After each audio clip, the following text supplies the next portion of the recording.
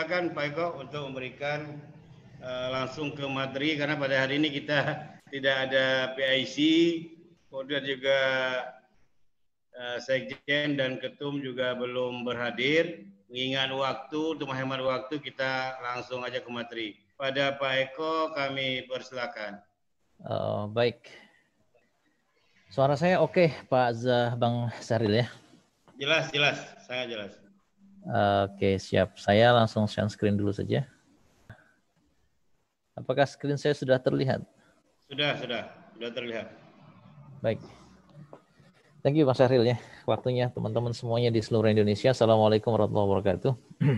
Waalaikumsalam warahmatullahi wabarakatuh.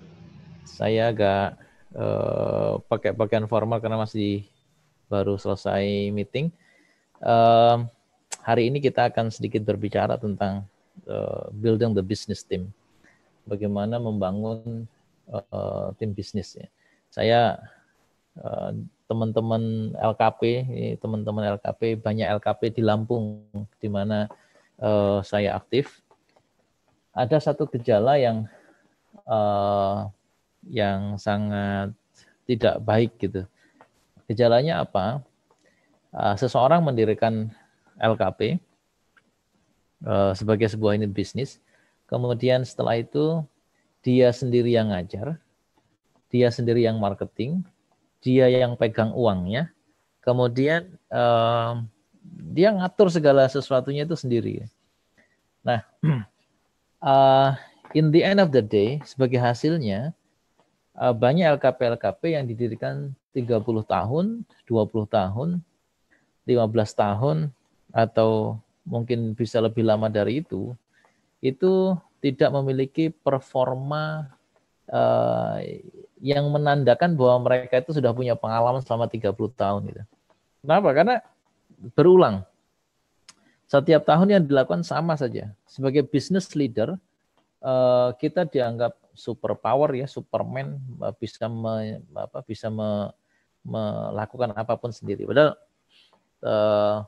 mindset yang harus dibangun oleh rekan-rekan pebisnis di bidang apapun, apalagi kita di LKP, itu mestinya sudah tidak lagi seperti itu. Nah, saya ini saya skip aja, pernah saya presentasikan di awal. Kenapa kita butuh tim sekarang itu? Karena pekerjaan yang kita kerjakan sendiri secara terus-menerus itu namanya self-employed.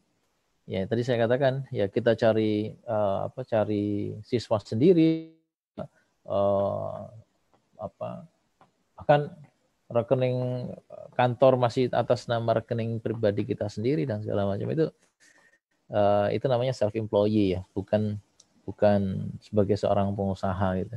Ini mindsetnya harus sama dulu. Kemudian business owner itu tidak boleh terjebak dengan urusan-urusan rutin. Jadi kalau kita masih punya jadwal ngajar yang rutin ya, punya jadwal ya rutinitas gitu, harus masuk kantor jam sekian, harus menyelesaikan ABCD-nya baik kita sendiri, itu berarti kita masih terjebak dalam urusan rutin teknis. Sehingga business owner yang begitu, dia akan kekurangan waktu untuk mengerjakan hal-hal yang lebih strategis. Terus kemudian pekerjaan yang dikerjakan sendiri, itu tentu tidak memiliki faktor kali.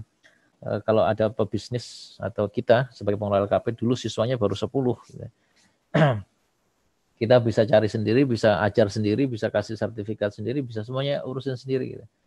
Nah, maka kalau kita tidak kunjung untuk melibatkan banyak orang untuk mengurusi banyak hal, nah maka sulit bagi kita untuk menjadi besar.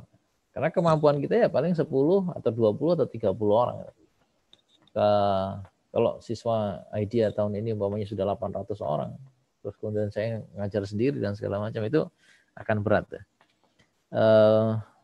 Kemudian bisnis yang membesar itu memerlukan skill yang lebih kompleks dan yang specialized gitu. Kita mungkin dulu waktu mendirikan lembaga kursus itu karena kita berpikir bahwa kita bisa komputer nih, maka kemudian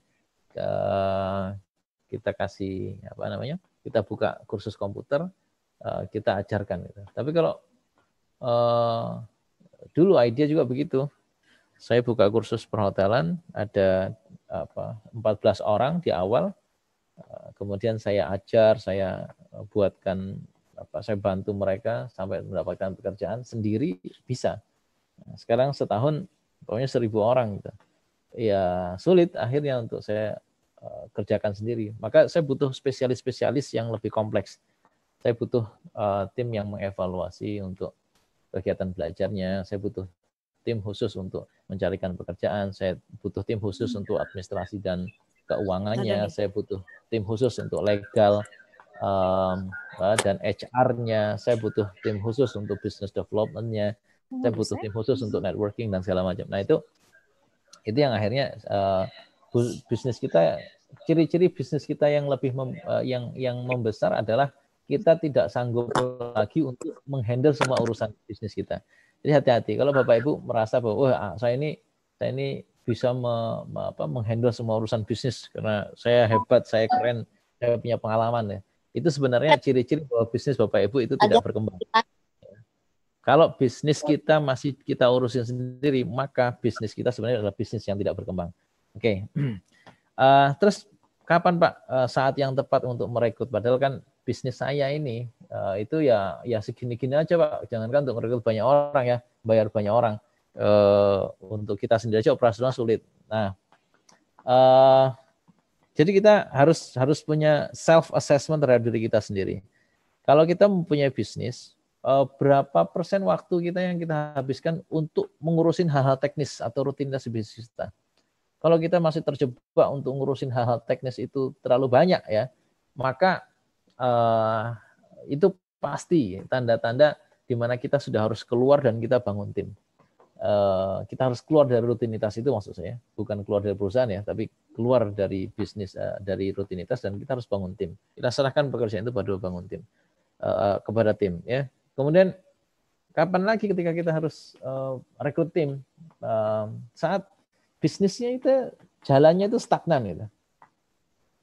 Atau ketika sales kita stabil tapi pertumbuhannya lambat. Ya stabil sih, stabilnya siswa saya stabil cuman hanya 50 orang setahun. Nah, itu berarti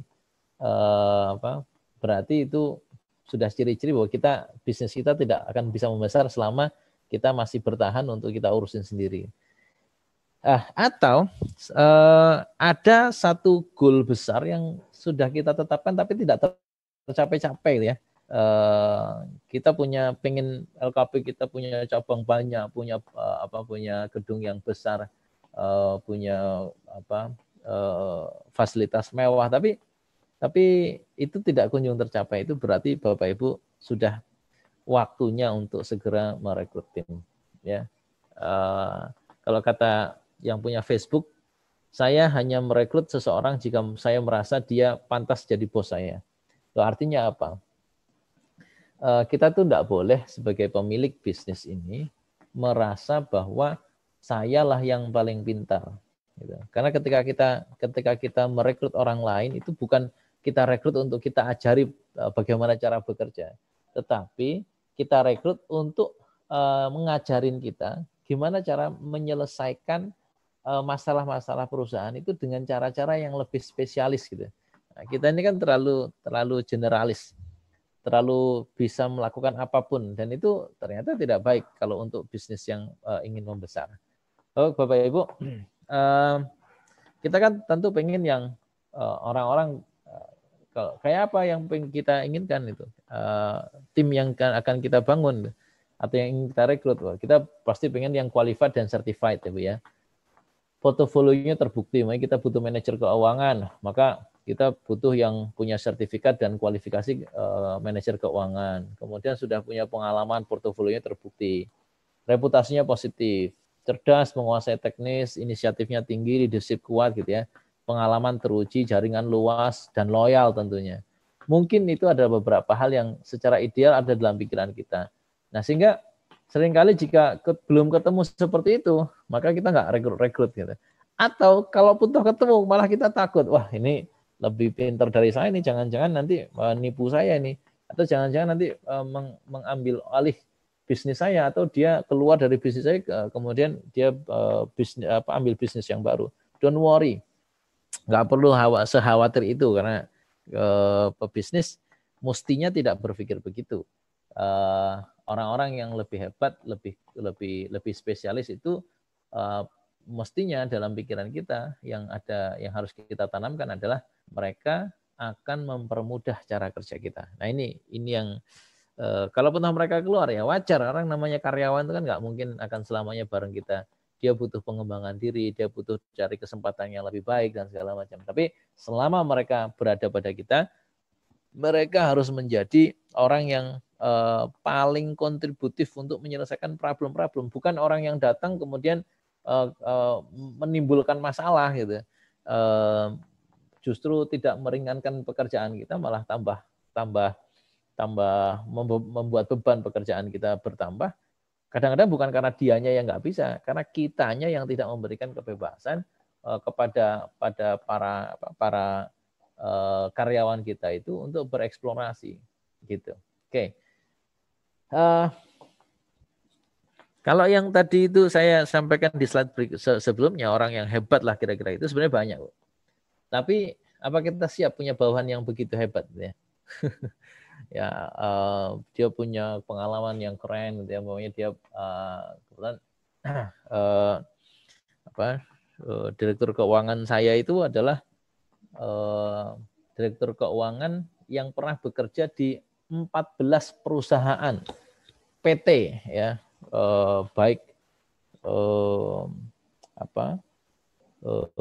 perusahaan pengemukan sapi feedlot dengan sapi yang berjumlah 90.000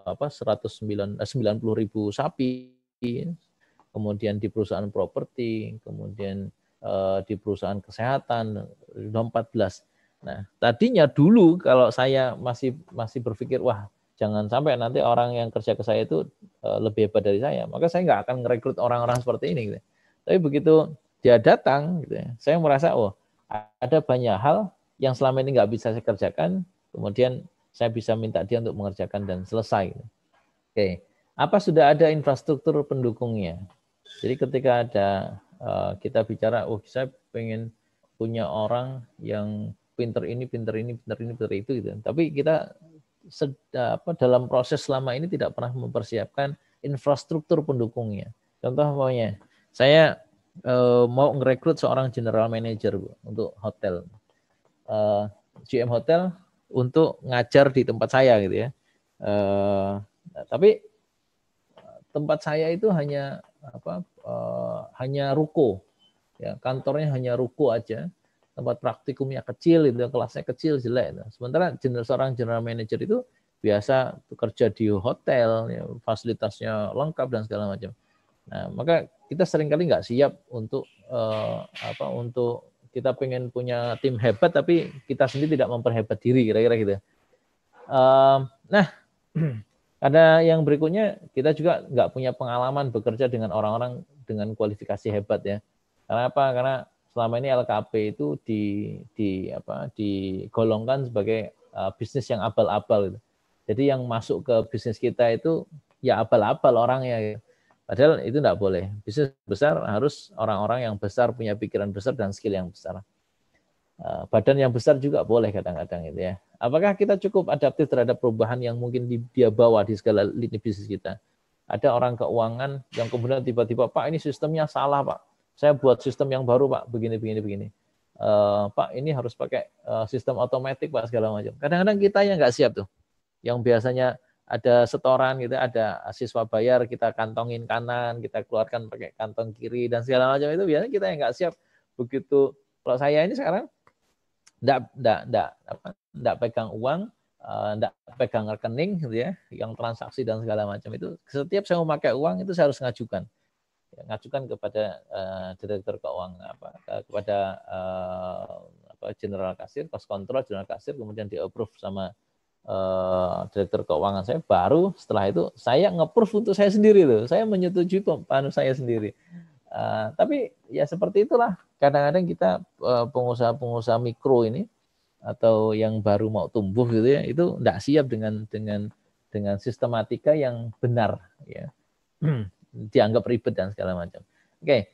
Kemudian apakah kita siap untuk bayar harganya? Ya, gaji dan insentif 15-20 juta sebulan. Bahkan direktur keuangan saya itu gajinya hanya beberapa juta di bawah saya.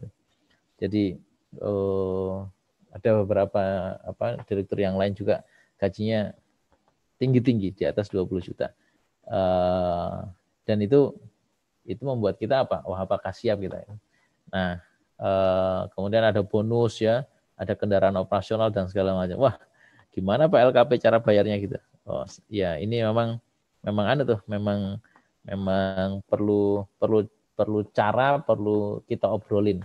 Maka siang ini kita obrolin, waktunya 15 menit lagi lah, kurang lebih, nanti habis itu kita tanya jawab yang 45 menit. Saya dulu Bapak Ibu, saya hanya bercerita ini ya. Saya mulainya dari visi. Kita itu mau bawa lembaga kita itu kemana sih? Kira-kira gitu ya. Apakah sekedar jadi kursusan kecil yang tiap tahun punya siswa 150 atau bahkan cuman ala kadarnya lah untuk sebagai wadah formalitas untuk mengakses PKK PKW, kira-kira gitu. Apakah kita pengen, atau sebaliknya ya, kita pengen lembaga kita itu menjadi satu unit bisnis besar. Nah, kalau umpamanya kita sudah punya visi, saya pengen lembaga saya itu jadi unit bisnis besar gitu, yang mensejahterakan dan bermanfaat. Karena otomatis kalau bisnis kita besar,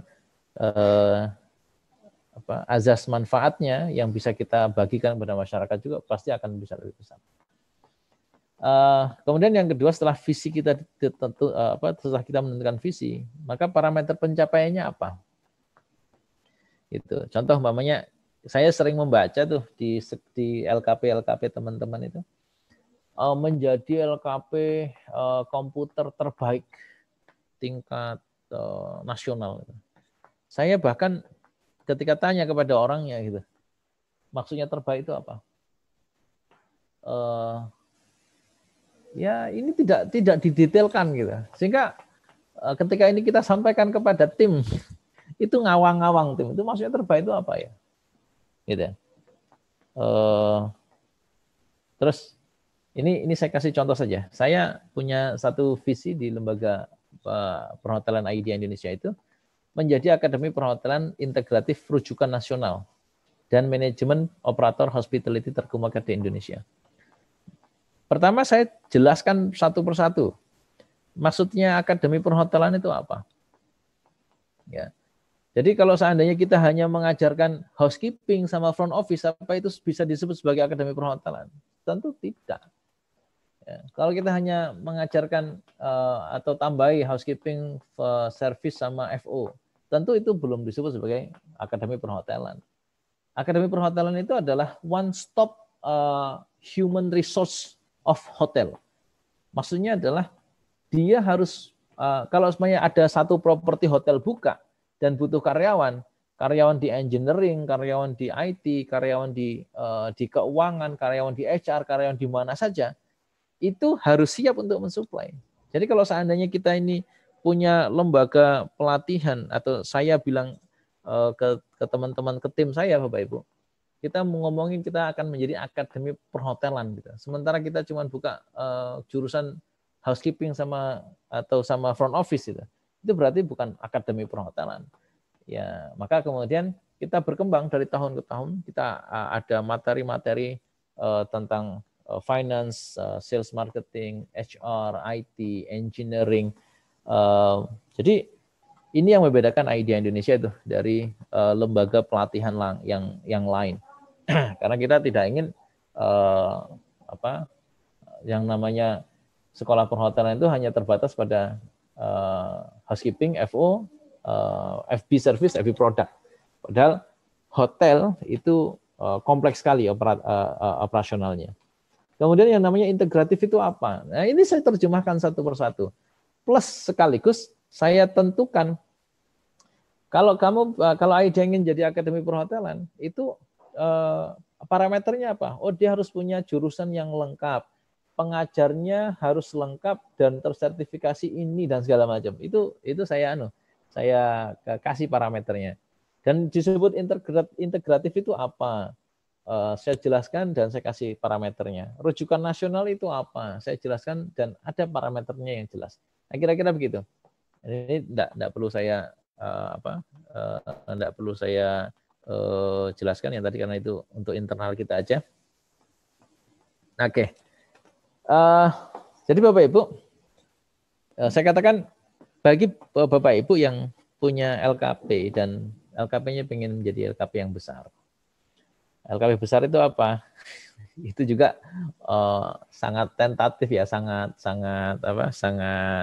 kondisional. Karena besar menurut saya belum tentu besar menurut Bapak Ibu semuanya. Begitu juga sebaliknya, besar menurut Bapak Ibu belum tentu besar menurut saya. Maka kalau seandainya masih ada dari kita semuanya yang ingin lebih membesarkan lagi LKP kita ini, maka saya katakan ini waktunya atau waktu yang tepat untuk mulai merekrut. Nah, Bapak Ibu, ini ada satu penelitian yang mengatakan ada hal-hal yang memberikan dampak terbesar atau bahkan ada hal-hal yang memberikan dampak terburuk bagi bisnis kita. Yang pertama itu adalah leadership dan sistem. Dan yang kedua yang ini adalah yang akan kita bicarakan pada hari ini adalah tentang employee atau tim. Ya. Ternyata produk atau service, produk kita program yang kita jual itu hanya menentukan 17% saja sebenarnya. Kemudian klien itu ternyata hanya 7% saja. Tuh. Kemudian prosedur itu hanya 5% saja. Kadang-kadang kalau orang-orang hebat yang ada di kita, mereka sudah punya prosedur yang masing-masing tanpa ada prosedur yang ditetapkan di kantor, ya itu mereka sudah jalan masing-masing. Nah, saya yang kedua ingin sampaikan kepada Bapak Ibu sekalian, kalau kita mau merekrut orang-orang hebat, kita harus siapkan 3 hal, ya, yaitu ruang pertumbuhan yang harus bisa mengakomodir 3 hal ini. Yang pertama adalah pertumbuhan secara personal, Bu, Bapak Ibu ya. Jadi secara personal karyawan-karyawan yang ada di lingkungan kita harus kita training. Secara personal dia harus tumbuh. Ya, karena kalau umpamanya dia ikut ke kita goblok sampai mulai ikut kita goblok sampai berapa tahun ikut kita masih goblok, berarti sebenarnya yang goblok itu kita, kira-kira gitu ya. Jadi karyawan itu kan tergantung bagaimana standar dari leadership, ada dari leadernya. Leader itu kemudian tercermin dari bagaimana dia mengembangkan timnya atau mengembangkan karyawannya. Nah, yang kedua, ruang pertumbuhan yang harus kita siapkan bagi dirinya, bagi karyawan kita adalah profesionalisme. Jadi ada professional growth. Kalau seandainya, artinya di bisnis kita itu harus ada karir yang kita siapkan, karir pathway, ada ruang bertumbuh secara profesional. Kalau kita tidak bisa, pastikan industri yang kita geluti itu industri yang besar yang kalau di bisnis kita sendiri itu enggak bisa growing, dia bisa bergabung dengan orang lain dan dia bisa growing. Nah, dan yang terakhir, yang ketiga adalah finansial. Ada pertumbuhan finansial yang harus kita pastikan. Maka ketika dia bergabung sama kita motor butut, setelah setahun bergabung sama kita malah jual motor, nah itu bahaya. Tapi kalau dia bergabung sama kita pakai motor, kemudian 3 tahun bergabung sama kita, dia pakai motor yang harganya lebih mahal, 5 tahun sama kita dia bawa mobil, 10 tahun dia punya rumah bagus dan segala macam. Nah itu berarti ada pertumbuhan secara finansial. Nah ini harus concern kita sebagai seorang pengusaha. Nah, di mana menemukan mereka? Saya pengalaman ini sekali lagi pengalaman di ID Indonesia Bapak Ibu ya. Ini saya temukan mereka dari referensi pejabat ya. Kenapa? Karena kalau saya yang ngomong, saya pengen ngincer ada seseorang yang reputasinya bagus dan saya incer sendiri. Itu nggak kena-kena. Begitu saya ngomong sama wali kota, gitu. Ini kebetulan ketua DPRD sama wali kota di desa di kota saya. Saya ngomong, tolong Pak sampaikan pada ini saya pengen kerjasama gitu. Wah itu kemudian ini beda. Gitu. Karena rata-rata orang di Indonesia itu kalau sudah dekat sama atau yang nawarin untuk pejabat itu kelepak-kelepak gitu ya. Padahal yang gaji kita lagi. Gitu. Oke, kemudian coba cari profesor-profesor di kampus-kampus ya Bapak Ibu. Kita harus sering-sering main ke kampus. Kemudian leader-leader di komunitas. Komunitas kan banyak ya.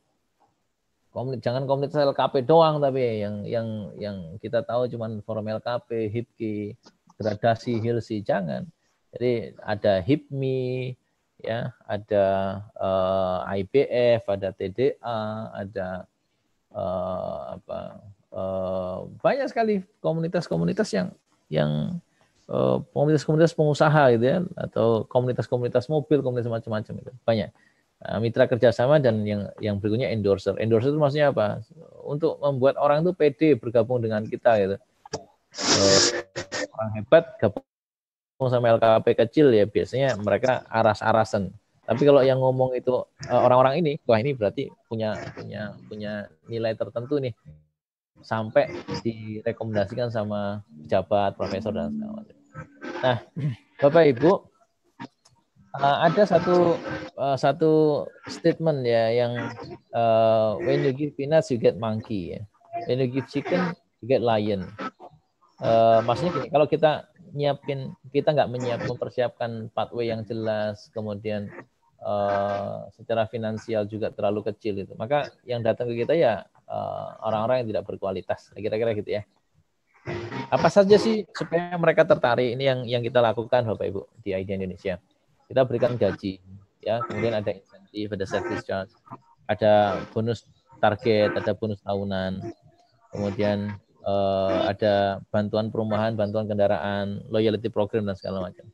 Nah ini yang kita lakukan kepada mereka-mereka yang sudah berkontribusi luar biasa, ya kita ajak jalan-jalan ke Singapura. Saya inapkan mereka di Marina Bay Sands, resort termahal ya yang ada di Asia sekarang ini kebetulan di Singapura. Jadi mereka sangat bangga begitu dua orang ini saya inapkan di Marina Bay Sands. Apa yang terjadi? Wah, tim yang lain akhirnya berlomba-lomba untuk tahun berikutnya. Yang tahun ini dia capai target sendiri, 4 tim yang lain itu tahun berikutnya bisa capai target.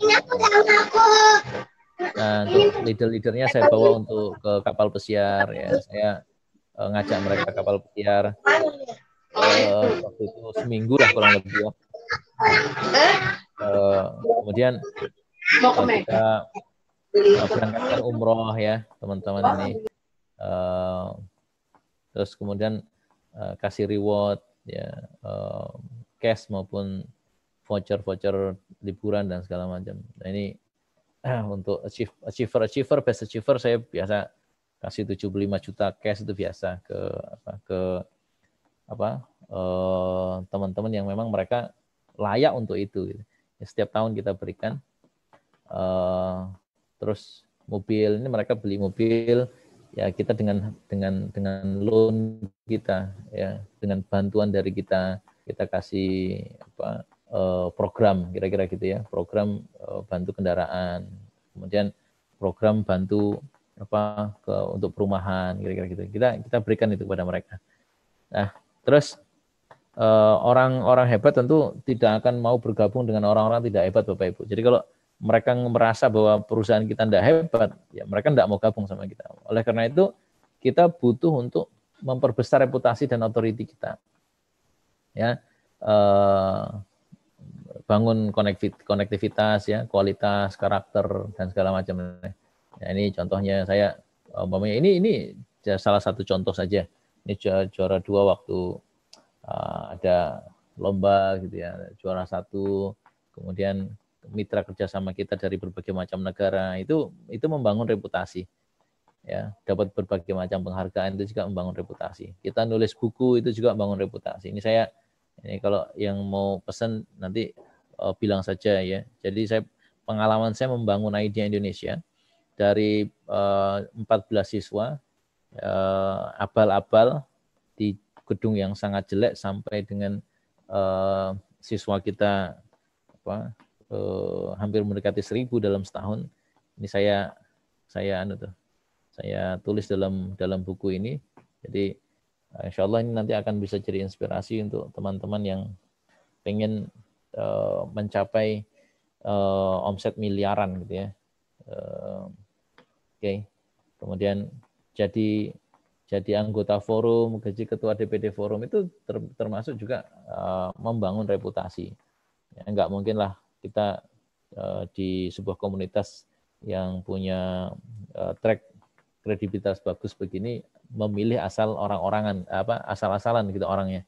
Kalau kita sampai dipercaya untuk memimpin satu organisasi yang cukup besar gitu ya itu juga dilakukan, jangan hanya jadi ketua kemudian tidak melakukan apa-apa, itu pun sangat buruk ya. Oke. Visi yang besar ya. Ini saya dulu 2000 saya membangun hotel itu baru 2018, tapi gambar hotelnya sudah keluar itu 2012. Bapak Ibu. Dari gambar itu staf saya sendiri mengatakan yang realistis saja Pak dan segala macam. Tapi ya kita jalan aja. Kita beli tanah ya. Kemudian kita gambar gedung, walaupun nanti akhirnya jadinya nggak begini Bapak Ibu, tapi waktu itu ada Pak Yusuf ya yang peletakan batu pertama, baru Oktober, padahal ya gambar itu saya gambar itu tahun 2012, dicemooh orang ya nggak apa-apa, kalau mimpi kita itu belum dicemooh orang berarti masih biasa-biasa aja. Oke. Saya lakukan mereka kayak keluarga ya, kadang-kadang kita pura-pura bantuin angkat-angkat apa ya biar kita nggak terlalu bergap lah dengan tim karyawan kita. Oke. Ini ekspresi kecintaan karyawan terhadap perusahaan ya, ini perlu didokumentasikan. Nah kurang lebih begitu yang saya sekitar share. Sudah jam 11.15 menit kurang lebih. Kita punya waktu 45 menit untuk berdiskusi. Nah, sekarang kalau ini boleh saya tunjukkan Bapak Ibu tim saya ini. Ya, ini adalah konsultan. Beliau ini Pak Edi ini pernah punya reputasi menjadi HR director di sebuah corporate besar. Kemudian Director of Sales and Marketing, kemudian General Manager Hotel di berbagai macam grup. Kemudian ada Pak Ratno, ya ini HR kita, HR Director kita yang punya pengalaman di 9 properti hotel dan banyak lagi. Ini tim-tim kita yang keren-keren. Saya dapetin mereka. Kenapa mereka mau gabung sama kita ya? Karena mereka melihat bahwa kita akan menjadi besar walaupun ketika mereka bergabung kita belum besar. Gitu ya. Nah ini juga tadi ya yang tadi saya katakan upaya kita membangun reputasi itu. Nah ini akhirnya gedung kita yang sudah jadi ini. Oke, saya kembalikan ke Bang Sahril ya untuk diskusi kalau jika ada yang ingin didiskusikan. Thank you Bang Sahril. Ini saya stop share ya. Atau teman-teman boleh ada yang ingin langsung bertanya juga bisa. Bang Sahril ini volunteer kita, sukarelawan yang kita bebani untuk bantu setiap ada seminar, padahal nggak digaji nggak apa, dan beliau selalu hadir. Bang Sahril, apakah masih di sana ataukah sedang sibuk? Oke, saya kira itu yang mungkin rekan-rekan yang ingin menyampaikan sesuatu boleh via chat atau Pak Ketum ingin menyampaikan sesuatu juga boleh, monggo Pak Ketum. Baik, Pak Eko. Terima kasih Pak Eko. Pak Ketum ada yang ingin disampaikan, Pak Ketum? Yang lain dulu boleh. Oke, Pak Ketum bagian menutup aja nanti. Ya, kepada teman-teman yang ingin bertanya silakan langsung dibuka sendiri, bisa di unmute sendiri mikrofonnya atau mengetik di kolom chat juga bisa. Ini ada yang sudah raise hand, Ernawati. Ibu Ernawati silakan bila ada yang ingin ditanyakan ke narasumber, ke Pak Eko. Silakan Bapak dan Ibu yang ingin bertanya, kami berikan waktu. LKP Junior ya, silakan Ibu dari LKP Junior. Ibu Siti Fatima. Assalamualaikum. Waalaikumsalam. Siapa ini? Silakan Pak, bila ingin bertanya Pak. Assalamualaikum Mas Eko. Waalaikumsalam, G. Oh. Iya. Siti Fatima kok bapak-bapak ya? Wakilnya nih Pak, wakilnya. Oh wakilnya, oke. Silakan, Iya Pak. Ya, di Rajaya Lampung Pak. Ini selamat pagi untuk Mas Eko nih. Selamat sukses ya Mas Eko. Pak. Makasih Pak. Ya, menggiurkan sekali yang disampaikan. Memang itu yang disampaikan itu kayaknya betul terjadi, termasuk dengan LKP saya, bahwa kita ternyata tukang sate ya. Tapi memang ini dalam posisi yang kecil ini kita sulit mencari orang yang mau diajak bareng gitu Mas. Ini masalahnya saya kira itu. Benar. Karena untuk mengambil nilai kepercayaan lah dari orang itu memang mungkin perlu bukti. Nah ini mungkin ini yang perlu kita sikapi. Saya ingin cari terobosan dan gimana strategi yang terbaik lah, biar kita perlu cari orang yang betul-betul free untuk siap bekerja gitu, tapi kayaknya jarang sih yang memang dia mau bekerja tanpa ini gitu, untuk kerja keras dulu gitu. Nah, ini kayaknya hambatan yang terjadi di Rajaya termasuk di situ. Karena tim saya ini rata-rata bekerja di tempat lain gitu. Ini Pak Eko. Nggak total Pak ya? Nggak total, dia nyabang-nyabang gitu. Jadi merasa dapat sedikit sana, dapat sedikit sini gitu. Nah ini jadi hambatan juga kita mau buat rekomendasi untuk beliau-beliau itu dalam rangka melangkah yang lebih bagus, tertahan dengan pembagian waktunya. Ini antara lain gitu. Jadi mohon petunjuk nih Mas, biar ya mungkin untuk semua yang lain mungkin ada yang mengalami keadaan yang sama dengan Girajaya gitu. Terima kasih. Assalamualaikum warahmatullahi wabarakatuh. Pak. Salam warahmatullahi. Salam warahmatullahi wabarakatuh. Mau langsung dijawab ya Pak Eko ya?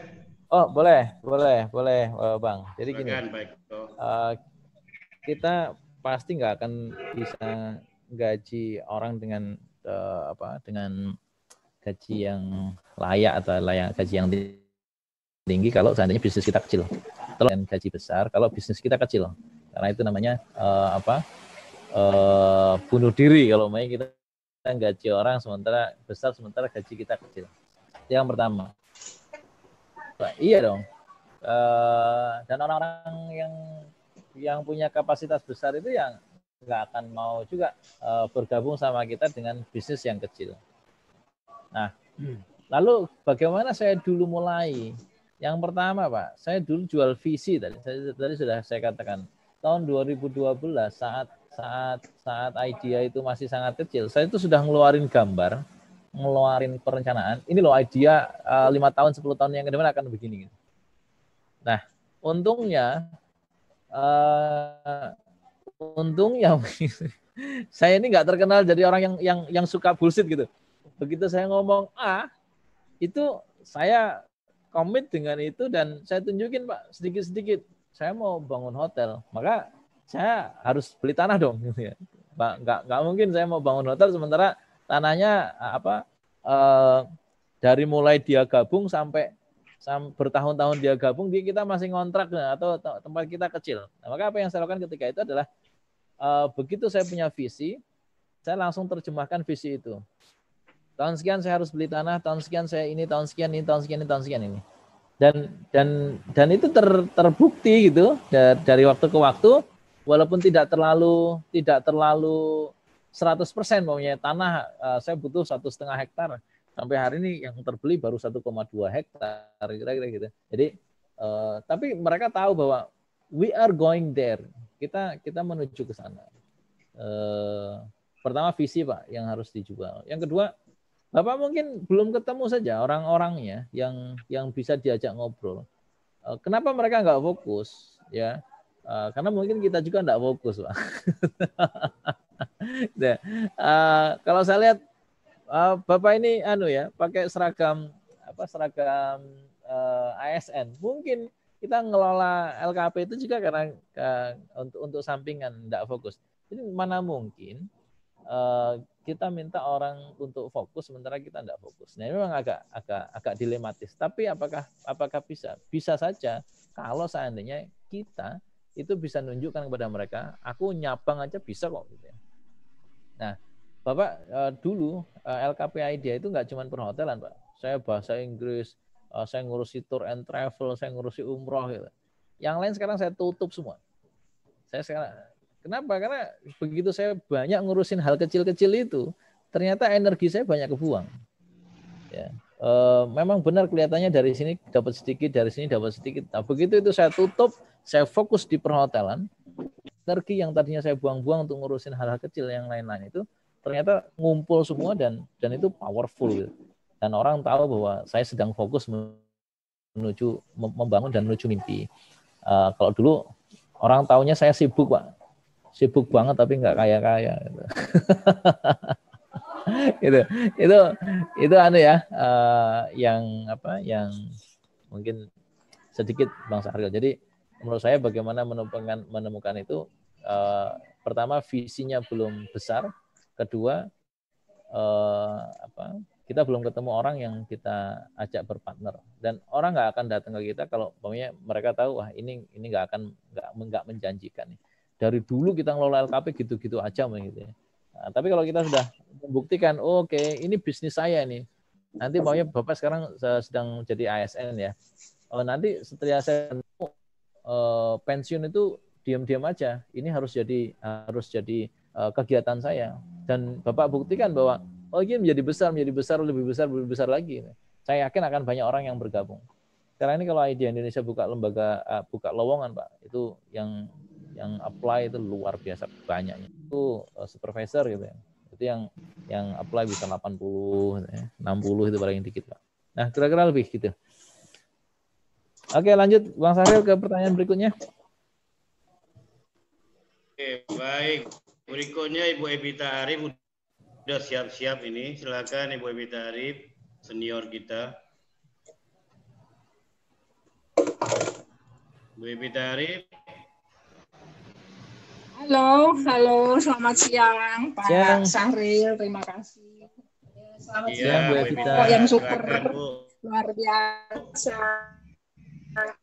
Ikut bangga dengan Pak Eko. Yang Bu Evita, saya banyak sekali dapat masukan dari Pak Eko ya. Saya walaupun sudah puluhan tahun, tapi memang ya tadi seperti yang tadi Pak Eko katakan, pegawai on off terus. Kadang ada kalau lagi bagus ya kita rekrut. Kalau lagi nggak bagus dikerjakan sendiri. Nanti pas ada baru kita panggil lagi mereka seperti itu. Itu memang benar seperti Pak Eko. Jadi seperti usahanya Pak Eko itu memang sulit. Itu masukan yang luar biasa buat saya. Ini pelajaran tadi masukan dari Pak Eko banyak sekali. Saya ucapkan sama-sama Bu Evita. Banyak kepada Pak Eko, banyak sekali yang saya dapat hari ini. Ya, semoga tambah sukses ya Pak Eko ya. Amin. Banyak luar biasa. Luar biasa masukan yang luar biasa buat saya pelajaran. Terima kasih Pak Eko, itu aja dari saya. Sama-sama. Terima kasih Pak Syahril. Terima kasih Pak Syahril. Ya Bu Evita, sama-sama Bu Evita. Berikutnya pada teman-teman yang lain, tadi saya sudah melihat Bu Eti Risna Jaya ingin bertanya. Silakan di-unmute sendiri ya mic-nya. Boleh di-unmute oleh masing-masing di kolom chat, partisipan yang ada di kolom chat juga sudah ada pertanyaan Bang Syahril. Oh iya, di kolom chat dari Ibu Retno Handayani ya. Ya. Oke, saya bacakan dulu Pak Eko. Silakan, Bang. Bagaimana cara memotivasi karyawan untuk memiliki jiwa sense of belonging pada perusahaan? Padahal sudah ditawarkan bonus marketing yang besar. Fasilitas kendaraan dan kenyamanan tempat tinggal sudah disiapkan. Apa kira-kira kelemahannya? Nah, ini pertanyaan dari Ibu Retno Handayani. Kami silakan Pak Eko menjawab Baik. dari Ibu Retno Handayani tadi. Silakan. Baik, Bu Retno Handayani dari LKP di satu tempat. Baik, Bu Retno. Ibu, saya membiasakan setiap awal tahun itu ada namanya dream alignment, ya, penyesuaian mimpi. Jadi bahwa karyawan itu punya mimpi dan perusahaan itu punya tujuan. Jangan sampai ketika perusahaan itu mencapai tujuannya, karyawan itu tetap di sana-sana saja. Nah, ketika ada dream alignment, kita gali impian dia itu apa sih sebenarnya. Ya, kadang ada yang mimpinya itu sederhana. Mimpinya itu pengen ngerenovasi pagar rumahnya.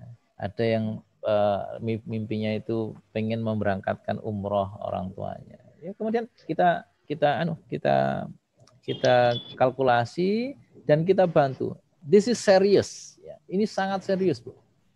Saya adakan namanya dream alignment. Ya, dream alignment itu penyesuaian atau supaya antara perusahaan dengan karyawan itu bisa saling terpaut gitu. Contoh maunya ada seseorang yang mau nikah butuh biaya 50 juta. Gaji dia 3 juta, Bu. Ya. Gimana caranya gaji yang 3 juta ini dalam waktu 1 tahun dia butuh makan, dia butuh ngekos, dia butuh segala macam, tapi dia tetap bisa dapat 50 juta untuk nikah. Nah, kemudian oke, kita kasih jalannya, Bu.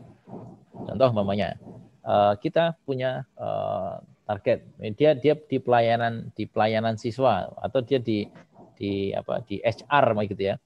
Oke, kita butuh dia untuk melakukan pekerjaan HR dengan target-target tertentu. Contoh umpamanya kamu nanti kita kasih train adalah sekian puluh jam per orang karyawan per bulan, pokoknya gitu ya. Nah, kemudian nanti kalau ini terpenuhi, nggak ada karyawan yang absen, kemudian maka per jamnya kita akan kasih bonus, kamu kasih training karyawan itu sekian puluh ribu. Wah, itu ternyata bisa memotivasinya luar biasa. Dan begitu dikalkulasi, wah nggak sampai sih 50 juta. Tapi kurang lebih ya hampir 30 juta lah, kira-kira gitu. Nah, terus ada yang sudah punya anak, punya istri, belum punya rumah, dia DP rumah, dia bukan pengen beli rumah, dia pengen DP rumah. DP-nya berapa? 75 juta. Kemudian kita sampaikan tentang kita bantu mereka untuk bagaimana align. Oke, caranya gini. Kalau kamu mau ini, kamu di departemen pelayanan siswa. Kalau departemen marketing jelas bonusnya, Bu. Per siswa dia dapat berapa gitu. Nah, pelayanan siswa bagaimana? Kemudian saya berikan betah, ya mereka betah sampai selesai, sampai semua siswa itu menyelesaikan, dapat sertifikat dan mereka lunas, ya kira-kira gitu. Nah, kemudian ini kita kasih bonus sekian. Nah, ini yang kita lakukan. Maka kadang-kadang kita itu berpikir we have done all the best ya. Kita sudah memberikan seolah-olah memberikan yang terbaik. Sama saja ketika satu hari saya bercerita. Saya datang ke rumah ibu saya bawakan martabak bangkat yang enak sekali, terbaik, harganya paling mahal, kondimennya atau isinya itu enak sekali. Begitu saya sampai rumah ibu saya, yang terjadi apa? Itu saya, Bu, ini martabak kesukaan ibu dan segala macam. Ibu bilang gini, kemarin minggu lalu ibu periksa ke dokter, gula darahnya naik. Apa yang terjadi? Yang terjadi adalah enggak sinkron. Sesuatu yang membahagiakan menurut kita, untuk orang tua kita. Gitu. Ternyata untuk ibu itu racun gitu. Martabat bangka itu menjadi bahaya. Nah, sama dengan ketika kita tidak pernah melakukan dream alignment antara karyawan dengan perusahaan. Maka seolah-olah kita sudah melakukan yang terbaik bagi perusahaan. Kita sudah kasih fasilitas kendaraan, kita sudah kasih fasilitas tempat tinggal, makan kita kasih. Kok nggak cukup ya? Ya karena ternyata bukan itu yang mereka butuhkan. Ya, benar-benar bukan itu. Karena ada sekolahnya di sekolahnya Pak Eko. Anak saya namanya Hami. Itu sekolah unggulan di kota saya. Nah, kemudian tapi gini Pak masalahnya. Oh, tesnya inilah, kemudian harus wawancara lah segala macam orang tua dan anaknya. Kemudian saya kasih tahu ini caranya kalau mau masuk sekolah sana gitu ya. Saya panggilkan istri, kemudian silahkan ngobrol sama istri saya gimana kemarin interviewnya, kemudian dan itu ternyata menjadi satu hal yang luar biasa. Kebutuhan dia sekali lagi perlu kita ketahui, dan itu saya nggak punya waktu Pak untuk itu Pak. Ya jangan kita sendiri, kita punya tim ya. Kan udah tim HR, saya pengen tahu apa kebutuhan urgent atau mimpi masing-masing karyawan tahun ini. Nah, kalau kita bisa bantu wujudkan itu, mereka pasti bantu wujudkan mimpi kita. Itu kurang lebih. Oke. Itu dari pertanyaan Bu Retno. Silakan Bang Syahril, pertanyaan berikutnya mungkin yang mau raise hand atau ada di share di chat boleh. Ini ada tadi Pak Tekno ya. Pak Tekno ada yang ingin bertanya, silakan. Kemudian Pak Maidi, ada pertanyaan Pak Maidi? Ini adalah partisipan paling setia dari awal seminar sampai hari ini masih setia bergabung ya. Wah ini siap, ini. Siap. Ini Iya, bakal jadi mitranya Bang Syahril ini. Aceh Papua Pak. Ya silakan Pak Maidi. Iya Pak Eko, ini saya mau tanya apa ya, sebab ini sudah cukup jelas. Kita berhadapan dengan karyawan, team building, bagaimana untuk antisipasi dan kita supaya bisa solid tim ini. Cukup baik. Ada poin yang saya dapat Pak. Saya coba sedikit luas pertanyaan saya.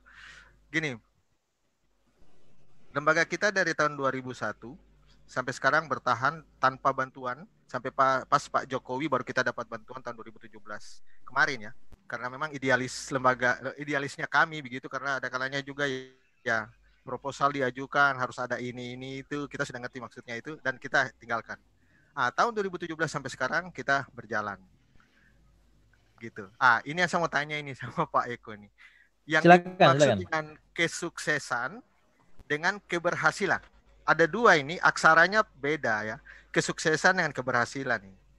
Banyak orang yang mengatakan bahwa saya sukses, tapi saya bandingkan dengan teman-teman lain, sebenarnya saya belum sukses karena mereka teman-teman lain di daerah lain sampai cabang, sampai Pak Eko juga lihat itu sudah banyak itu yang bisa dibuat cabang-cabangnya. Tapi kalau bilang saya berhasil, saya siap, memang saya berhasil gitu. Ya saya berhasil membangun tim saya sampai kita solid sampai sekarang gitu. Tapi kesuksesan ini yang mungkin dari Pak Eko mungkin ada definisinya, terus ada trik-triknya, mungkin ada pendapatnya untuk yang ini. Dari kami, salam sejahtera untuk semua. Terima kasih Pak Host dengan moderator atas kesempatan yang diberikan kepada kami. Baik, saya langsung jawab Pak Medi ya. Bang Syahril, saya izin langsung jawab ya. Pak Eko. Baik. Apa bedanya keberhasilan dengan kesuksesan? Kalau saya Pak, ini definisi personal. Ini sebenarnya satu diskusi yang sangat konseptual gitu ya. Kalau saya sih keberhasilan dan kesuksesan itu saya terjemahkan dalam satu hal yang sama, yaitu ketika kita mampu merencanakan dan merealisasikan apa yang kita rencanakan. Itu adalah kesuksesan dan keberhasilan, Pak, di waktu yang sama. Jadi kadang-kadang orang gagal untuk merencanakan. Pada hari ini Kalau ketika saya tanya, apa yang kita akan dapat dengan LKP kita di 5 tahun yang akan datang, itu belum tentu kita semua bisa menjawab dengan satu buah perencanaan yang detail. Ya. Nah, kadang kita gagal dalam merencanakan itu. Nah, apalagi kalau seandainya kita gagal dalam mencapai sebuah perencanaan, ya, melakukan dari apa yang sudah kita rencanakan, itu saja sudah disebut tidak berhasil, gitu ya, disebut tidak berhasil. Tapi ya, ada yang lebih parah daripada itu, yaitu kegagalan untuk membuat sebuah perencanaan. Ini bahkan hanya mengalir gitu saja. Itu yang ketika diimplementasikan sebuah perusahaan kemudian membreakdown ke departemen kemudian atau para manajer ini membreakdown kepada para bawahan-bawahannya, ini melakukan fungsinya dengan baik, kemudian berhasil mencapai hasil sesuai yang diharapkan dalam perencanaan, itu ada. Itu personal perspektif saja Pak dari saya, Pak Medi. Thank you. Next, monggo silakan Ini yang lain. Pendapat ya. Ya. Pendapat. Terima kasih atas pandangannya. Ya Pak, thank you Pak. Saya termasuk catat juga keberhasilan dan itu bersama. Ya, terima kasih Pak Eko. Sama-sama Pak Medi. Berikutnya ini ada pertanyaan dari Mr. Yasmin Aishiru. Ya. Apakah Pak Eko pernah mengalami saldo minus dan bagaimana cara mengatasinya? Terus yang kedua Pak Eko ya? Ya. Oh ini tanggapan tadi dari Retno Handayani. Terima kasih Pak Eko masukannya. Excellent answer. Saya paham sekarang. Dream alignment. Kita beri karyawan sesuai kebutuhan mereka. Jadi ini hanya masukan dari Bu Retno. Nah jadi kembali ke pertanyaan tadi Pak Eko. Dari Mr. Yasmin Aishiru. Silakan Pak Eko. Iya. Bapak, saya tahun 2014 Pak ya. Kalau saya mulai membangun pelatihan atau kursus itu 2009 ID Indonesia itu. Sampai dengan 2014 Pak, itu kerjaan saldo saya itu minus. Saya tidak tahu kenapa. Kerjaan saldo saya itu minus Pak. Jadi kalau ditanya apakah pernah bertahun-tahun Pak. Nah, bertahun-tahun saya minus itu. Tapi minusnya bukan karena saya menggunakan untuk sesuatu yang konsumtif. Saldo saya minus, tapi aset saya naik, Pak. Nah ini penting. Saldo boleh minus, tapi aset harus naik. Contoh, saya punya siswa 90 orang atau 100 orang lah taruh gitu ya. 100 orang masing-masing siswa itu bayarnya waktu itu masih 7,5 juta, Pak. Kalau sekarang masuk ID Indonesia harus bayar mahal ya, 4 kali lipat, hampir 5 kali lipat dari itu. Dulu hanya 7,5 juta. Jadi totalnya itu hanya sekitar 750 juta. Saya membangun gedung, Pak. Gambarnya itu saja saya bayar 100 juta. Gedung itu bernilai 3,8 miliar, Pak. Dan saya mulai membangun saat saya punya siswa 100 orang, tapi yang sudah bayar itu uang yang cash ada di kita itu hanya sekitar 90 juta. Kira-kira minus nggak Pak? Itu minus Pak. Tapi begitu keminusan itu kita investasikan, penyebab minusnya saldo rekening itu karena investasi, maka ada kebanggaan dengan minusnya saldo rekening kita. Tapi kalau seandainya kita minusnya saldo karena memang kita nggak bisa cari uang, gitu ya. Minusnya saldo karena kita gunakan untuk sesuatu yang tidak produktif, yang tidak membangun aset tapi untuk kepentingan pribadi, contoh beli mobil, renovasi rumah kita, ya, kemudian liburan sama anak-anak, ya, beliin jam mahal ke anak-anak kita, itu namanya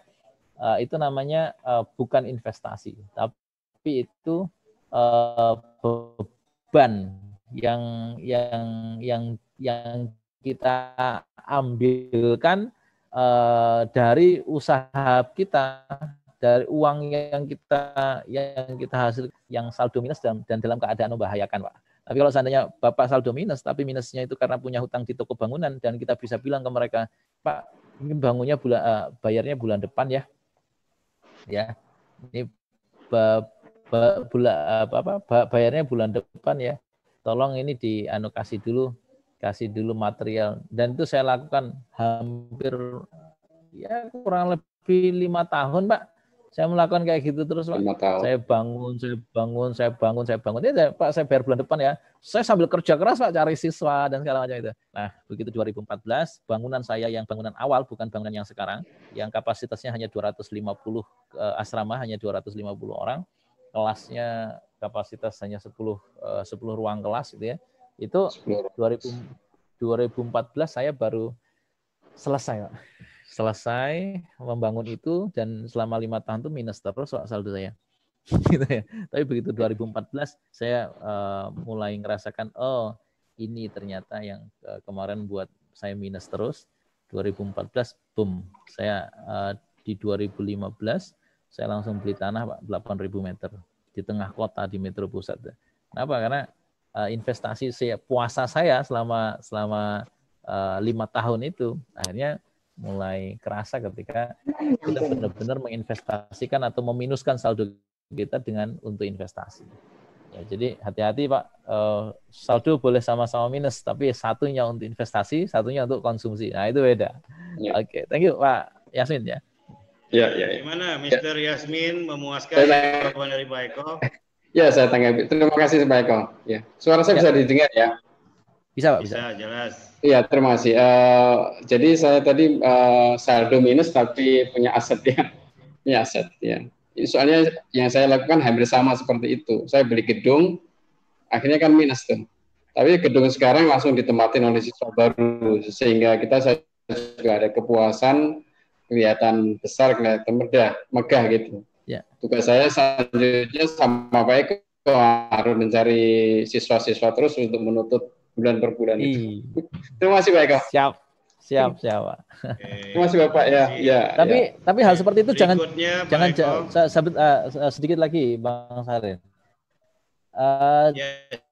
Pola seperti itu tidak boleh jadi pola terus-terusan, Pak, karena hidup kita nanti akan ketika itu saya 2014 saya keluar dari sistem seperti itu dengan kemudian saya melakukan cash flow management yang lebih tertata. Jadi bukan karena saya ingin ketika itu, saya ingin untuk beli gedung atau membangun gedung sehingga saya harus bangun gedung gitu. Tetapi saya tidak mau lagi terbebani keuangan harus ditanggung oleh kantor sendiri lah kira-kira gitu. Jadi 2015 itu Pak, saya bedakan totally beda antara uang pribadi saya dengan uang dari perusahaan. Dan itu akhirnya yang ngelola ya perusahaan, Pak.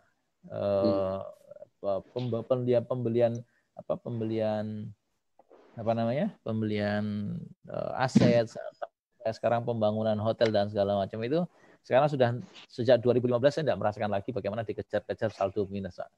Itu catatan. Itu berarti step berikutnya lagi akan saya lakukan itu. Enggak ada. Saya tutup aja dulu. Terima kasih Bapak. Semangat, Mr. Yamin. Semangat, tetap semangat ya. Oke, berikutnya dari Ibu Risna Jaya, dari LKP Risna Jaya, Bu Eti, ada yang ingin ditanyakan? Silakan, Bu Eti. Cuma menambahkan aja Pak Eko ya, Pak Sari. Silakan. Ya, silakan. Alhamdulillah pengalaman saya juga tuh lembaga berdiri tahun 2007 kan. Ya. Semula kami di rumah Pak. Ya. Nah, insya Allah sekarang udah tahun 2015 kemarin udah dibangun gedung 3 pintu 2 lantai berkat perjuangan kami Pak. Cuma itu aja pengalaman kami Pak. Yes, keren Bu. Ya. Oke. Di kolom chat sepertinya ada pertanyaan, Bang. Ya, di kolom chat ada pertanyaan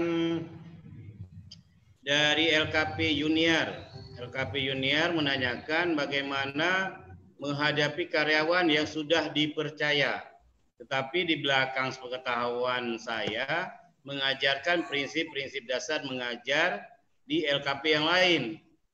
Nah, terus ada 2 pertanyaan nih Pak Eko, satu lagi juga saya bacakan. Bagaimana cara membuat karyawan mandiri bisa membuat perusahaan maju dan lain sebagainya. Jadi ada 2 pertanyaan. Silakan. Baik, yang pertama ada karyawan yang mengajarkan prinsip mengajar kita kepada LKP yang lain. Jadi yang pertama gini, Bu. Saya jangankan begitu, Bu ya. Karyawan saya kemudian keluar buat LKP baru sejenis saja pernah gitu. Jadi enggak, saya kira gini, enggak perlu khawatir dengan hal-hal semacam itu. Pengalaman saya beli pecel, Bu. Ya, pengalaman saya beli pecel itu berdekatan pecelnya, kemudian diolah oleh tangan yang berbeda, itu rasanya beda. Sama-sama enaknya, tapi ada ciri khasnya masing-masing. Apalagi kita lembaga pendidikan, Bu, lembaga pelatihan, lembaga kursus. Yang paling akan dirasakan orang itu dampaknya, bukan caranya. Ya, ini sekali lagi, yang akan dirasakan oleh orang itu dampaknya, bukan caranya. Jadi kalau hanya cara yang ditiru oleh orang lain, saya sarankan Ibu untuk tidak terlalu khawatir. Wong saya LKP saya itu diduplikasi oleh orang lain yang notabene dulu staf saya, itu saya saja biasa-biasa saja gitu. Dia tahu, ya pokoknya semua dibuat sama dengan kita, dan harganya, Bu, itu hanya 20% dari harga kita. Kita itu jualan program 25 juta, dia jualan program itu 5 juta, Bu. Bisa dibayangkan itu. Modelnya sama, sistemnya sama, cara ngajarnya sama, dan hanya dijual itu hanya dijual 5 juta. Kita itu sekarang jual program itu 25 juta. Nah, tapi siswa kita tahun ini ya dia dapat siswa 30, kita dapat siswa 800, kira-kira gitu. Jadi tidak ada yang perlu dikhawatirkan dengan itu. Karena sekali lagi yang dirasakan oleh mereka adalah hasil, bukan semata-mata proses. Itu yang pertama. Kalau Ibu tetap bisa menjamin bahwa hasil yang Bapak Ibu keluarkan dari LKP Bapak Ibu tetap berbeda dari apa yang mereka bisa hasilkan, LKP Bapak Ibu tetap akan menjadi pilihan. Yang pertama, ada sesuatu yang tetap cara ada ciri khas lah ya, ciri khas rasa lah kalau di makanan itu. Monggo itu Bapak Ibu sendiri yang menentukan ya. Kalau ini private chat nanti akan saya berikan cara bagaimana idea Indonesia walaupun tapi tetap outputnya bisa berbeda. Nah itu ada rasa yang unik yang kita campurkan dalam proses pelatihan itu. Itu yang pertama. Yang kedua, bagaimana membuat karyawan itu mandiri, bisa membuat perusahaan maju dan lain sebagainya. Maksud Ibu gini, karyawan itu kalau umpamanya gini, hai guys, saya pengen perusahaan ini maju, ya. Tolong ya keuangan, cari uang yang banyak. Tolong marketing, cari siswa yang banyak. Tolong edukasi, ngajar yang benar, gitu mungkin. Terus mereka berbondong-bondong menjadi orang terbaik yang di bidangnya masing-masing. Ibu, itu pasti mimpi. Bapak, itu pasti mimpi. Itu hanya bikin sakit hati gitu. Kita, Bu, umpamanya sudah parameter yang jelas. Jangankan yang belum punya parameter yang jelas ya. Kayak gini, IDEA Indonesia tahun 2021 itu punya target A, B, C, D, E, caranya begini, A, B, C, D, E gitu. Itu apakah langsung saya lepaskan begitu saja, kemudian mereka berbuat terbaik yang sesuai yang kita harapkan? Oh, berat. Tentu ada proses. Saya ingin sampaikan sedikit, Bu, Pak. Ketika proses rekrutmen, Bapak Ibu harus merekrut dengan benar. Ya, pertama proses rekrutmen. Yang kedua, ketika calon karyawan itu sudah masuk, Pak, Bu, mereka butuh induction training dari Bapak Ibu sekalian. Mereka harus tahu bahwa pilihan mereka bergabung dengan LKP Bapak Ibu sekalian adalah pilihan yang tepat untuk membuat mereka mencapai goalnya masing-masing. Kalau itu tidak dilakukan, maka mereka tidak akan mandiri. Sudah tidak akan mungkin itu. Ya, ada namanya induction training. Ya, kemudian buat mereka merasa bahwa saya ini adalah kebanggaan. Saya bergabung dengan lembaga ini adalah sebuah bentuk kebanggaan. Di mana ketika saya ceritakan nantinya kepada keluarga, saya ceritakan kepada tetangga, saya ceritakan kepada anak cucu saya bahkan, ini akan menjadi masterpiece dalam hidup saya. Dan Bapak Ibu harus ciptakan induction training seperti itu. Ketika orang masuk itu, pokoknya Bapak Ibu harus sedemikian rupa. Kemudian yang ketiga, kenalkan yang namanya kultur perusahaan kita. Ya, kulturnya seperti apa? Keterbukaan ketika berkomunikasi, ya, under pressure, goal minded ya, atau target minded, atau apapun yang menjadi menjadi kultur lembaga kita, itu harus dibuat training induction-nya dulu. Itu. Terus yang keempat, berikan secara tertulis tugas dan target masing-masing. Ingat, berikan secara tertulis tugas dan target masing-masing. Yang keempat. Ya. Jadi yang pertama tadi rekrut yang benar, berikan induction training buat mereka merasa bangga dengan tempat mereka bekerja ini. Yang keempat, berikan target dan berikan tugas dan target yang jelas. Kemudian yang kelima, ya, dampingi atau mentori, Bu. Bapak Ibu harus pernah jadi mentor mereka. Bapak Ibu harus pernah, paling tidak kalau di IDEA kita ada yang namanya weekly mentoring gitu ya. Ada coaching, ada consulting, ada GM table ya.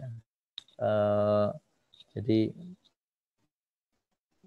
membuat proses itu ya baik-baik saja karena mereka kita ajari, kemudian mereka melakukan itu dengan benar. Manajemen itu adalah salah satunya pengawasan. Jadi kalau Ibu berharap setelah kita kasih tugas pertama, terus kemudian kita biarkan dan mereka akan jalan sendiri, itu tidak akan mungkin. Ya, samalah dengan anak kita. Anak kita, kamu harus baik hati ya, kamu harus sopan ya. Ya, mungkin di depan kita dalam waktu yang dekat gitu ya, dia akan nata pakaian sendiri, akan nanu sendiri gitu. Tapi begitu kita tinggal pergi seminggu 2 minggu mami gitu ya, ya bisa jadi rumah kita udah kayak kandang. Nah, itu anak kita, apalagi karyawan Bapak Ibu. Nah, kira-kira gitu untuk membuat mereka mandiri. Ya. Ya, baik Pak Eko. Jadi mengingat waktu, kita bacakan TV Lek Bandung. Beliau menanyakan bagaimana menghadapi karyawan yang dominan. Kadang bagus karena punya ide yang bagus untuk kemajuan LKP, tapi kadang suka kelewatan. Nah, ini pertanyaan dari Ibu Yuke. Eko, dipersilakan Pak Eko. Kelewatannya gimana tuh? Kelewatannya gimana Ibu Yuke? Silakan, mungkin bisa di-unmute speakernya, mic-nya, mikrofonnya, silakan Bu Yuke. Ini Pak Eko masih kurang jelas nih, kelewatannya di mana? Apa kelewatan dari siap, Bogor ke Sukabumi atau bagaimana? Selamat siang Pak Eko. Saya sama Yuke dari Bandung. Saya kebetulan lagi di kantor, jadi terpaksa harus pakai masker. Jadi gini Pak, kadang memang mendominasi bagus dalam artian dia memberikan ide-ide yang bagus ya, pilihan kayak gitu. Tapi kadang ada hal-hal tertentu yang menurut saya itu bukan partnya dia untuk membuat satu decision gitu ya. Jadi kadang-kadang ya, Bu, ya? Ya, jadi overlapping gitu. Karena memang betul ketika saya tidak ada, dia memang bisa melakukan decision itu, tapi tetap kan harus ada persetujuan. Nah, kadang-kadang itu tidak dilakukan gitu. Tiba-tiba ketika misalnya saya nggak ada di kantor nih, terus ada sesuatu sudah terjadi, terus dia baru lapor gini. Ya kalau hal-hal kecil oke lah, saya nggak ada masalah ya gitu. Tapi kalau hal-hal yang cukup krusial kan itu juga ada hal-hal tertentu yang loh kenapa harus begini, kita punya begini. Nah terus udah gitu mungkin karena saya perempuan, dia perempuan jadi baperan akhirnya. Kalau ditegur, nah itu kalau laki-laki kan mungkin agak beda ya, logiknya lebih jalan ya, gitu Pak. Kalau menurut saya ya, ketika saya menegur begini, saya berikan alasan begini, jauh lebih jalan. Tapi mungkin karena dia ngerasa, oh kok gini banget gitu ya. Nah itu kadang suka baperan, terus marah-marah nggak jelas. Saya tahu lah sedikit banyak tentang apa sifatnya. Itu sih Pak sebenarnya lebih ke situ maksudnya. Oke. Ibu, baik, terima kasih. Ibu sudah pernah, Ibu, dia di entitle sebagai apa, Bu? Kalau di saya, di apa ya, head of academy itu sama dengan kayak kepala sekolah lah. Oke, dia memang sudah di entitle menjadi punya jabatan tertentu ya, Bu ya? Betul, sudah. Tapi ada bisnis tertentu yang... Oke, batasan otoritasnya juga sudah ditentukan? Ada, betul. Sudah ada. Ketika dia overlap itu apa yang Ibu lakukan biasanya? Biasanya ketika overlapping, saya biasanya ngomong lebih kayak personal ya. Saya nggak pernah melakukan tiba-tiba di depan rapat besar seperti itu. Karena pernah saya lakukan itu terus langsung marah-marah, langsung baperan kayak gitu ya. Dan secara kinerja juga jadi nggak bagus. Karena di sisi lain juga dia punya banyak bagus lah ya Pak ya dalam hal misalnya mengurus segala macam cukup bagus ya. Jadi makanya kenapa di satu sisi saya tetap pertahankan karena memang ada sisi positifnya juga gitu. Tapi di sisi lain yang harus dipertimbangkan. Kalau menurut saya Ibu, dia melakukan itu dengan inisiatif yang baik, tapi sering dia overlap karena batasannya tidak jelas. Karena orang-orang yang dominan, seperti saya, seperti saya punya karyawan yang juga banyak yang dominan, dia akan suka dengan sebuah challenge. Dia suka untuk membantu menyelesaikan masalah atau sesuatu lah kira-kira gitu. Tetapi kalau seandainya tidak diberikan satu batasan yang jelas, kamu sampai sini boleh memutuskan. Setelah ini lebih dikit kamu harus konsul ke saya. Ya, kalau seandainya kamu nggak konsul ke saya, HR yang akan jalan. HR kemudian ngasih warning, kira-kira gitu ya. Nggak perlu diumumkan di rapat juga, kasih warning tertulis. Oke, ini bukan kewenangan Anda. Kemudian Anda melakukan ini dan kemudian salah, kira-kira gitu. Nah, itu kan menjadi problem. Nah, jadi Ibu harus punya batasan wewenang secara tertulis dan jelas dan sampai di mana saja. Makanya dia mengeluarkan uang di departemen itu dia boleh menyetujui sampai berapa ratus ribu rupiah. Kalau sudah lebih dari itu, you cannot, harus approach saya. Tapi jangan juga nggak dikasih wewenang kira gitu.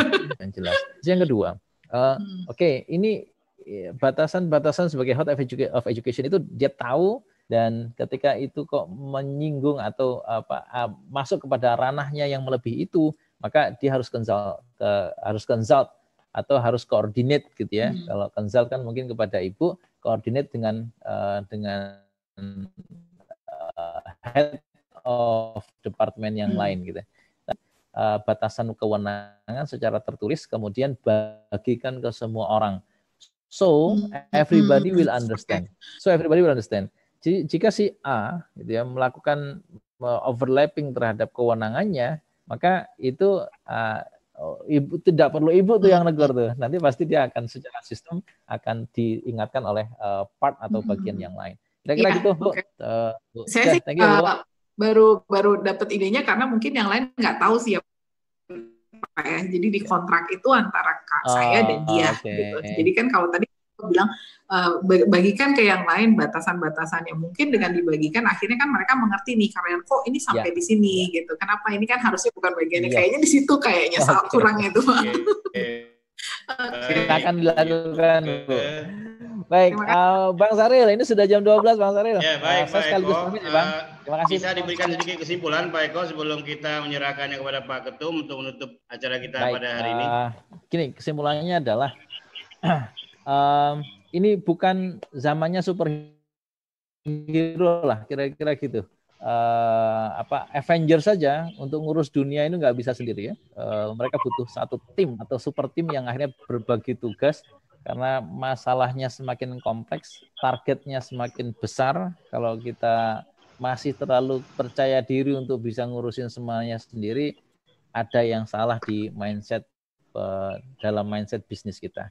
Thank you saja. Itu Bang Saril. Assalamualaikum warahmatullahi wabarakatuh. Waalaikumsalam warahmatullahi wabarakatuh. Terima kasih Pak Eko, narasumber kita yang luar biasa pada hari ini dengan materi yang luar biasa, yaitu membangun tim di lembaga kita.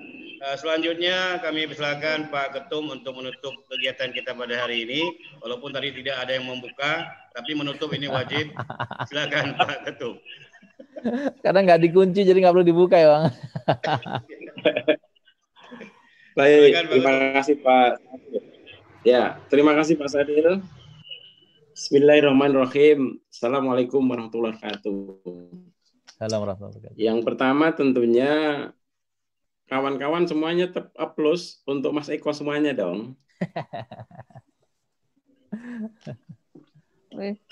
Perlu saya sampaikan bahwa pada saat saya ketemu Mas Eko pertama kali, itu saya melihat anak muda yang biasa saja. Sekali lagi adalah anak muda yang biasa saja. Cuman saat itu saya melihat Mas Eko ini adalah anak muda yang ganteng, kemudian punya visi. Itu aja. Anak muda yang ganteng punya visi. Bicaranya meyakinkan orang. Bicaranya meyakinkan orang. Kemudian setelah saya berada di Lampung, saya singgah ke kantornya Mas Eko. Kantornya itu tidak meyakinkan seperti gantengnya dan seperti pada waktu berbicara dengan saya pada waktu bertemu pertama kali. Pintunya saja dibuka susah tuh kantornya. Jadi pintu Pak Eko itu kan punya kantor yang kantor itu adalah ruang direktur gitu. Saya masuk itu pintunya dibuka susah.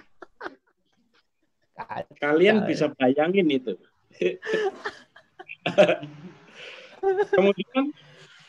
Kemudian hebatnya apa? Pak Eko ini punya visi ke depan yang hebat.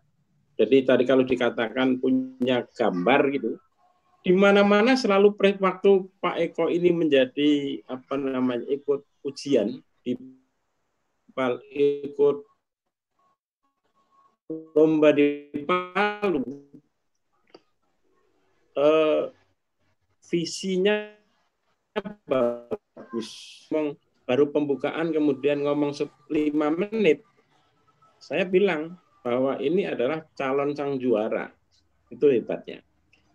Kemudian beliau ini punya gambar selalu menunjukkan gambar hotel dimanapun dia berada. Akhirnya pada waktu saya ke Lampung yang kedua, bersama dengan Sekjen itu sudah diundang untuk peletakan batu pertama membangun hotel. Itu pun saya lihat duitnya belum kelihatan. Sudah diletakkan aja batunya. Batunya diletakkan dulu gitu. Memberikan kepercayaan kepada masyarakat umum. Ini keren, saya bilang gitu. Saya kan orang bisnis, sehingga saya tahu persis. Tapi berikutnya, hotel jadi. Ini kan luar biasa. Setelah hotel jadi, beliau mengakuisisi hotel-hotel, sudah mampu mengakuisisi hotel-hotel besar di Jakarta. Kalau Pak Eko bisa, ya kawan-kawan, kalau Pak Eko yang ganteng ini bisa, menurut saya kawan-kawan juga harus bisa. Gitu kira-kira. Kalau Jokowi kan nggak ganteng. Jokowi ini mohon maaf nggak ganteng aja bisa jadi presiden. Nah, Pak Eko ini pinter ganteng. Kalau saya melihat begini, kawan-kawan harus punya planning. Planningnya Mas Eko ini jelas. Kemudian actuating-nya jelas, organizing-nya dibenahi pelan-pelan. Organisingnya dibenahi pelan-pelan. Dan akhirnya ketemulah organ-organ atau orang-orang yang kuat-kuat. Orang-orang yang kredibel. Kawan-kawan juga harus ikutin itu. Bagaimana punya planning dulu. Kalau planning nggak bisa buat, ya panggil konsultan, suruh bikinkan planningnya. Kalau planningnya jelas, kawan-kawan akan melaju terus, menghitungnya 1, 2, 3, sampai 10, selesaikan. Nah, Mas Eko mampu menghitung 1 sampai 10, sehingga membuat angka berapapun, selesai beliau ini. Ini yang saya kira. Lalu fokus. Mas Eko tadi kan menceritakan bahwa banyak usahanya tingkrendil, kalau orang Jawa bilang, kecil-kecil. Yang kecil-kecil itu akhirnya dilebur semuanya jadi satu aja. Satu yang punya visi ke depan bagus, punya misi ke depan bagus, yang bisa menghasilkan dana yang paling besar, itulah yang ditekunin. Dan sekarang jadilah seorang eco-entrepreneur forum PLKP yang keren. Makasih, ini tentunya yang perlu ditiru oleh kawan-kawan. Kawan-kawan perlu belajar dengan Mas Eko yang punya visi seperti ini. Lalu menyelenggarakan kegiatan seperti ini saya kira sangat bermanfaat untuk kita semuanya. Saya sampaikan kepada Pak Sahril untuk kali ini, mungkin gini Pak Sahril, berikutnya kayak Mas Eko ini kalau perlu nanti kita ada seminar, kita jual sekali seminar itu orang bayar 500.000. Sehingga Siap, Pak Ketum.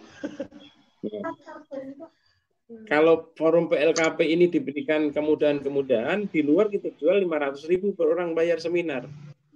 Kalau yang ikut 100 saja, dalam 2 jam selesai masalah kita. Ini yang saya kira kita ke depan forum PLKP perlu menjual orang-orang yang kredibel seperti ini, mempunyai nilai tawar yang tinggi. Ini yang kedua, kalau begini, sekaligus yang seperti ini adalah kawan-kawan silahkan belajar dengan para narasumber, terutama hari ini belajar narasumbernya kepada Mas Eko. Kalau belajar jangan nggak bayar. Kalau nggak bayar, ilmunya yang diberikan sedikit. Belajarlah dengan kawan-kawan seperti Mas Eko ini bayar gitu loh. Kalau belajarnya bayar akan serius dan akan jadi. Tapi kalau belajarnya nggak bayar, nggak serius biasanya. Dan biasanya nggak jadi. Seperti Pak Sahril ini mestinya harus lebih hebat daripada Mas Eko. Karena Pak Sahril mendengarkan semua para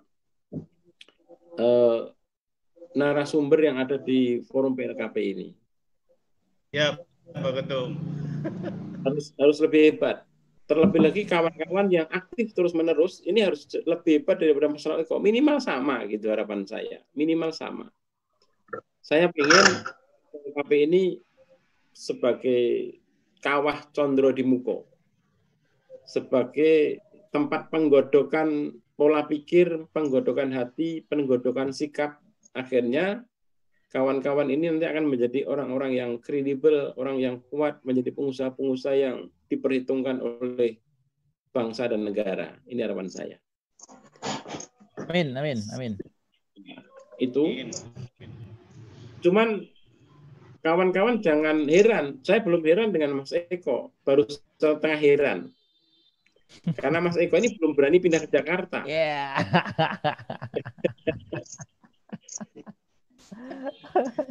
Pengusaha hebat siap.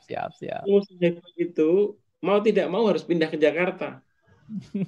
Kalau masih berada di Lampung, itu baru setengah hebat saya bilang. Siap. Ditunggu Pak. Ya. Contoh Erick Thohir. Erick Thohir itu dari kampungnya pindah ke Jakarta. Akhirnya jadi pengusaha besar dan akhirnya jadi menteri. Begitu juga kawan-kawan yang lain. Sandiaga Uno, dia berada di Jakarta. Kalau mereka tetap aja di daerah, mereka ya terukur Tapi kalau mereka pindah ke Jakarta, tidak terukur nantinya. Dan Mas Eko punya apa namanya? Punya karakter yang kira-kira kalau harapan saya menandingi Erick Thohir ke depannya. Amin, amin, amin. Waduh, kalau Erick Thohir bisa menjadi Loh, saya bergaul dengan Erick Thohir itu biasa aja gitu. Tidak begitu menarik juga. Kalau bicara menarik Mas Eko. Kalau bicara meyakinkan orang dan lain sebagainya. Siap. Thank you Pak Ketum. Ini kayaknya karena mereka pindah ke Jakarta, yang tadinya mereka Erick Thohir ini satu angkatan dengan saya, mereka adalah jadi orang pengusaha. Setelah itu menjadi pengusaha besar. Setelah itu menguasai sebuah organisasi tingkat nasional.